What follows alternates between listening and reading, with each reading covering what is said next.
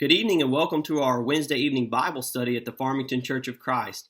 I want to extend a special welcome for anyone visiting with us tonight. We are glad to have you. Invite you to continue tuning in with us on Wednesday nights as we go throughout our summer series. I want to also invite you on Sunday mornings to worship with us online. We have been going through Hebrews chapter 11 and looking at the heroes of faith. We've looked at the faith of Abel, we've looked at the faith of Noah and Enoch, and we've also last week just looked at the faith of Abraham, who we often refer to as the father of faith. I want to apologize on the front end tonight for not being able to provide the scenic ocean views that Brent was able to provide last week, but we're going to go ahead and work with what we have. Tonight we shift our focus from Abraham to his son Isaac. When you look at all the people listed in Hebrews 11, Isaac isn't necessarily one that sticks out. He's just not that flashy of a character as far as faith goes, maybe like his father or Moses or some of the other big characters. And out of all the patriarchs, Isaac is kind of mentioned the least. What do you think of when you think of Isaac? I think of his father nearly sacrificing him when he was young, and then in his older age, I think about his family deceiving him. Even though these two events don't seem like, oh, these are great faith events, he lived a lot of years in between these events, and many of these years were very faithful. Sure, he made his fair share of mistakes. Some of them mirrored the same mistakes that his father made. But overall, he lived a very faithful life, and that's what we want to look at tonight. The main text that we want to look at tonight comes from Hebrews 11 in verse 20. So let's look at that. And it says, "By faith Isaac blessed his sons Esau and Jacob in regards to their future."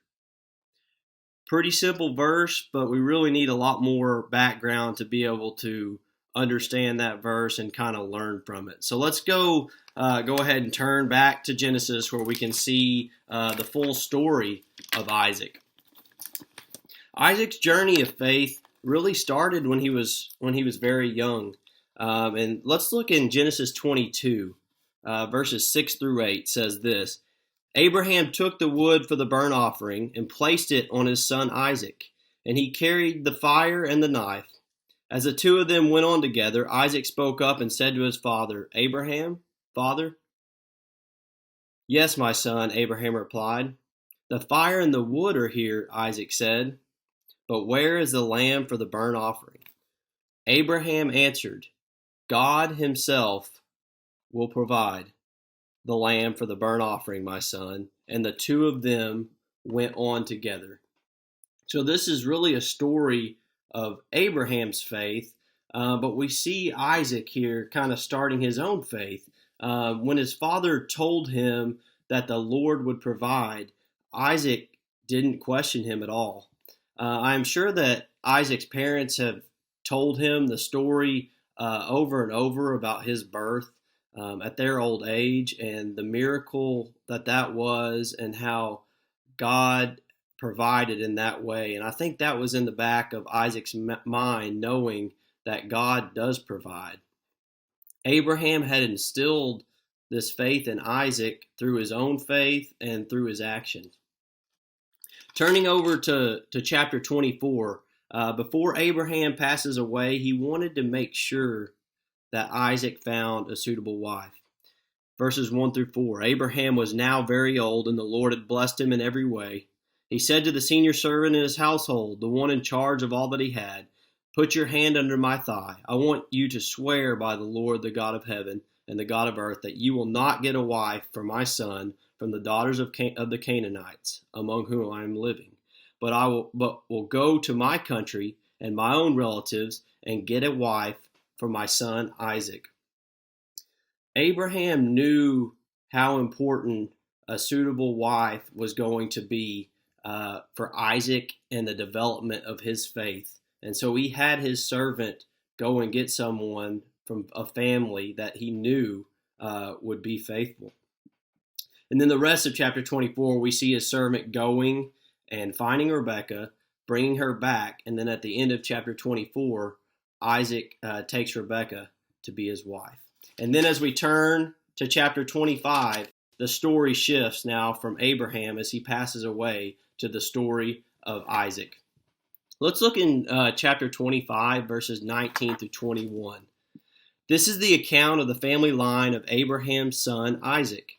Abraham became the father of Isaac, and Isaac was 40 years old when he married Rebekah, daughter of Bethuel the Aramean from Paddan Aram, and sister of Laban the Aramean. Isaac prayed to the Lord on behalf of his wife because she was childless. The Lord answered his prayer, and his wife Rebekah became pregnant. So here we see Isaac and Rebekah struggling with the same exact thing that Abraham and Sarah had struggled with. We're 20 years into a marriage and we don't have any children. At this point, how easy would it have been for Isaac to give up the faith that God was going to fulfill the promise that he had made to his father? 20 years of not having kids, the chances of this happening are pretty slim. We know that. And we look back at Abraham in Genesis 17 when this happened to him. Abraham's reaction was laughter. He didn't believe that it was actually going to happen. And I think that Isaac learned some from that experience and his father telling him that story. Isaac's reaction was much more faithful. It was one of prayer. And I think he truly believed that God was going to bless him and to take care of him. And then Jacob and Esau came when he was 60. And I think this really had to strengthen Isaac's faith, knowing that he prayed for this, he struggled with this, and then the Lord provided for him. Just the next couple verses, Genesis 25, verses 22 and 23, we see Rebekah struggling with her pregnancy, and she goes to God in prayer. And the Lord reveals to Rebekah that the younger son will be above the older. In other words, the younger son is going to be the one to carry on the family line as promised by God. Keep in mind, and I think this is very important, that Rebekah would have told this, surely, to Isaac. And that's important to know that Isaac also knows this message, even though God told Rebekah. We see Esau, the oldest son, go on to become this manly, skilled hunter, a little rough around the edges, and loved by Isaac, who had this taste for the wild game that he would provide. And Jacob goes on to become a mama's boy and is a little less manly. Esau was in position to get the birthright and the blessing that the firstborn had rights to.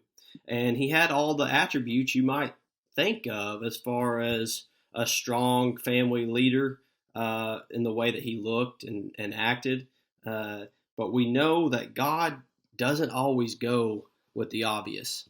And I couldn't help but think, fast forwarding a little bit in the story of the Bible, to the story of Jesse and his sons, and Jesse lining up these strong men, his sons, for them to be selected king. And it turns out that God wants the young, scrawny David to be king. So God always doesn't work in the ways that we think, and that's a big part of this story. Let's look at Genesis 25, verses 29 through 34.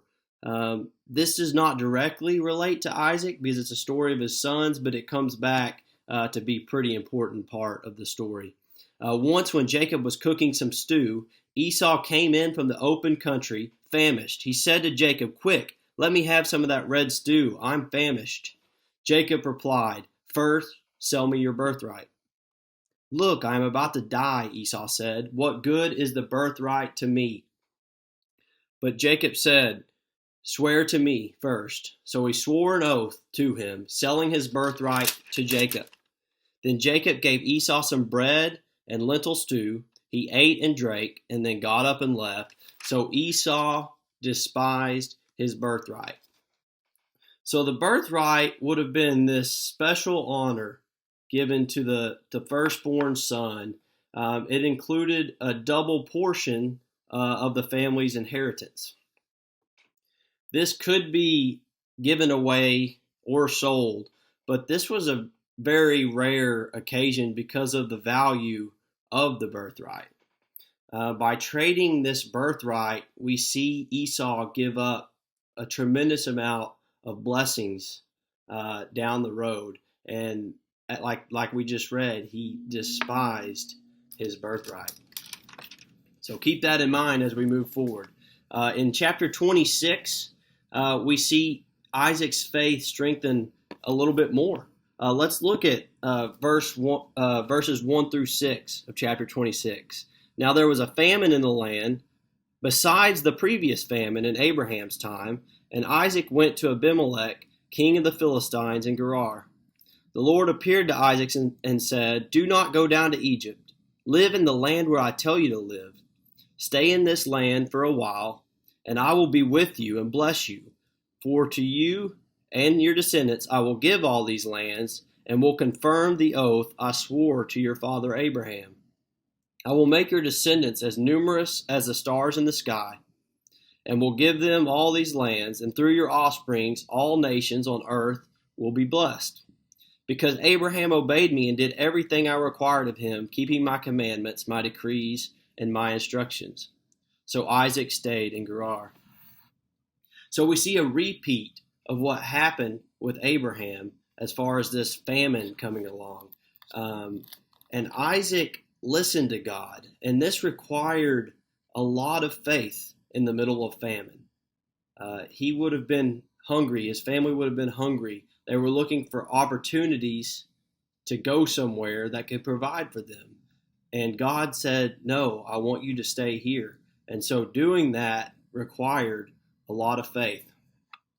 In chapter 26, we also see Isaac falter a little bit and show some signs of faithlessness as he lies and says that Rebekah is his sister out of fear for his own life, a mistake that his father also made. And then in verses 12 through 14, we see Isaac reaping the benefits and being blessed richly from his obedience. His crops were 100-fold what he planted.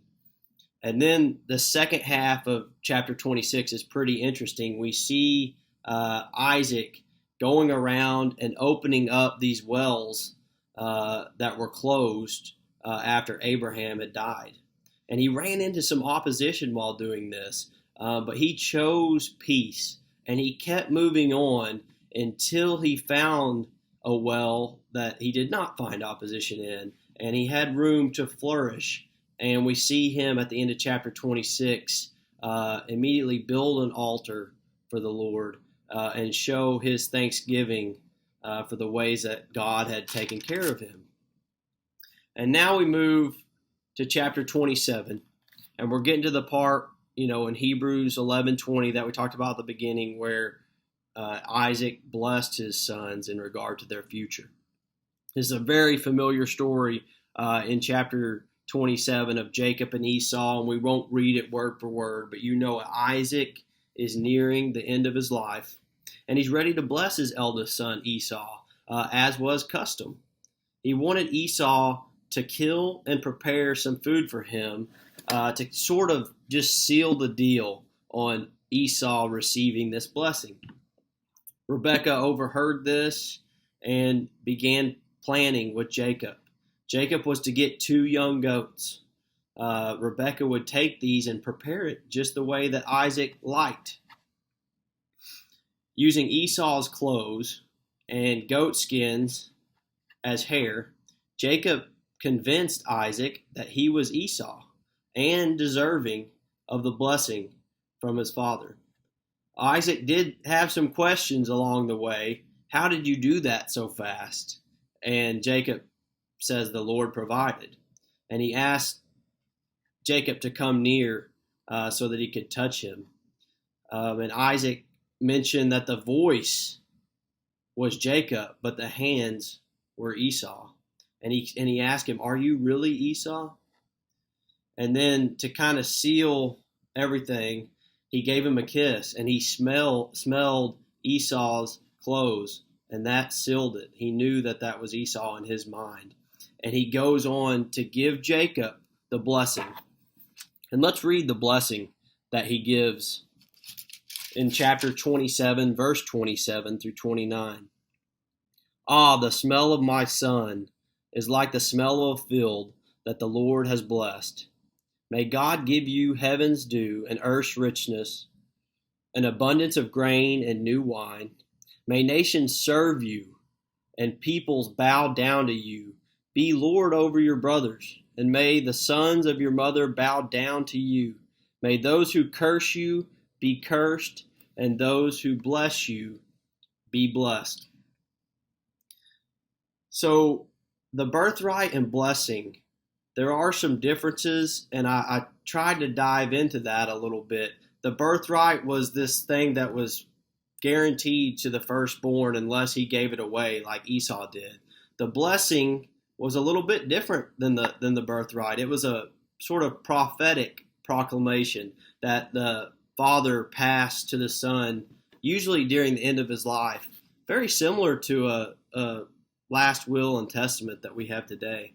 A blessing could potentially have confirmed or affirmed the birthright.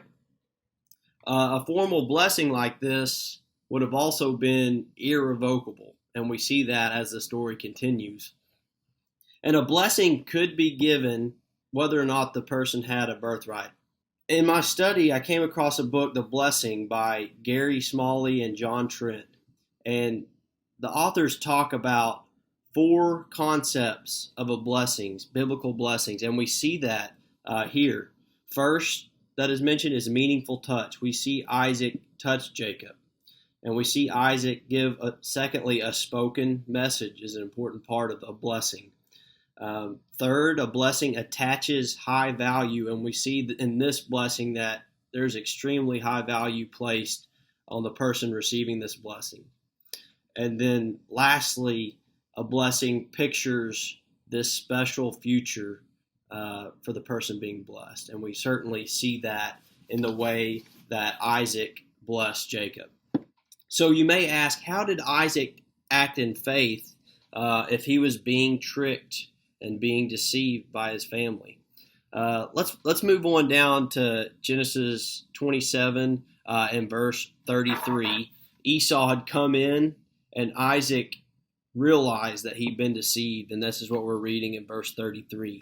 Isaac trembled violently and said, "Who was it then that hunted game and brought it to me? I ate it just before you came," talking to Esau, "and I blessed him, and indeed he will be blessed." So why was Isaac trembling? That's what I asked myself when I read this. I mean, the first and most obvious thing is that he had just been deceived by his family. That would aggravate just about anybody.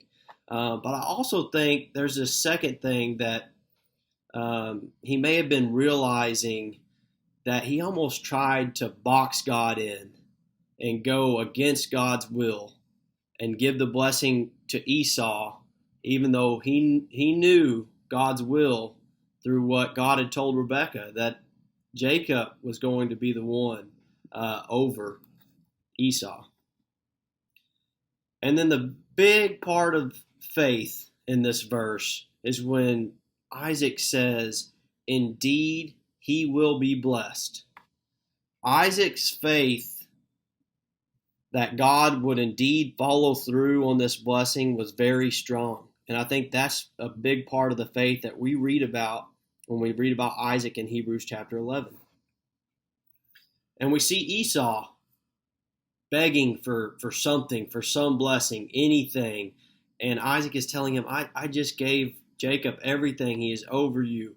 But then we see Isaac go ahead and bless Esau. And this is the blessing he gives Esau in verses 38 through 40. Esau said to his father, "Do you have only one blessing, my father? Bless me too, my father." Then Esau wept aloud. His father Isaac answered him, Your dwelling will be away from earth's riches, away from the dew of heaven above. You will live by the sword, and you will serve your brother. But when you grow restless, you will throw his yoke from off your neck. Isaac faithfully blessed Esau as well as Jacob, even though this was not necessarily what Esau wanted to hear. And then closing out in chapter 28, just the very first verse, we see Isaac blessing Jacob again, and he gave him some advice about marriage. So Isaac called for Jacob and blessed him. Then he commanded him, Do not marry a Canaanite woman. This was the same advice that had been passed down from Abraham. So we can see the importance of finding a faithful spouse to help pass this faith down. In Hebrews 11, we can learn a lot of different things about faith from each person that we've looked at and each person that we're going to look at. Abel showed his faith through what he gave, through what he sacrificed to God. Noah showed his faith through obedience in what seemed like an absolutely crazy, insane request from God. Rahab showed her faith by caring for God's people in a very difficult situation. Isaac showed his faith through the blessing of his children. His belief that God would finish off the prophetic blessings was incredible to me. But we don't really do this today, this blessing. So how does it apply to us? No, we don't prophesy about our kids' future, but don't we pray for them to be blessed? Do you have faith that God will take care of them? I'm not talking about the success in this world, but that God will provide for them and take care of them. A huge part of our own faith, and we see this in Isaac, is making sure that we pass that faith on. So I ask the question tonight, do we have faith in God's will? Even when it's not what we want? Because blessing Jacob was not what Isaac wanted. But in the end, he had faith in God's will. Sometimes faithfully submitting to God's will isn't our natural choice. And that's okay, as long as we continue to search for God's will and become obedient faithfully to that will. I hope that you have learned something and grown from the faith of Isaac, and I hope that you look forward to learning from all the people that we look at as we continue to study the heroes of faith.